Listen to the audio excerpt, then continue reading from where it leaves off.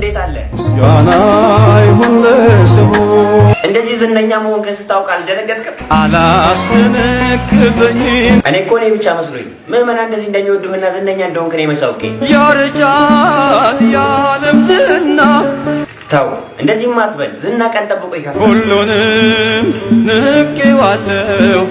ለካ አንተ ስለ ራስህ ማውራት ስለማትወድ ነው ምዕመናን ስላንተ የሚመሰክሩልህ። እውነት ነው፣ እውነት ነው።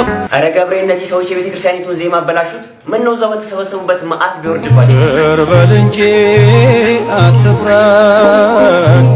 ሰውያቸውማ ኢየሱስ ጌታ ነው እያለ ለቀባሪዎቹን ሊያረዳን ሲሞክር ጊዜ እኮ ተናድጄ ነው። አዎ እውነት ነው። ኢየሱስ የአማልክት አምላክ መች በዚህ ያበቃና ሎቱ ስብሐት ኢየሱስ ክርስቶስ ይማልድልናል እኮ ነው የሚሉት። የምትማልድልን ድንግል ናት። ሌላስ የሚማልድልን ማን ነው?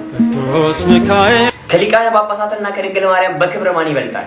ከሊቃናት ሁሉ ትበልጣለች። በክንፋቸው ከሚበሩ ከነ ቅዱስ ሚካኤልስ? ክንፋቸው ከበዛ ከሱራፌል። እመብርሃን እነዚህን ሁሉ እንዴት ልትበልጣቸው ቻለች? እሳተ መለኮትን በሆዷ ስለተሸከመች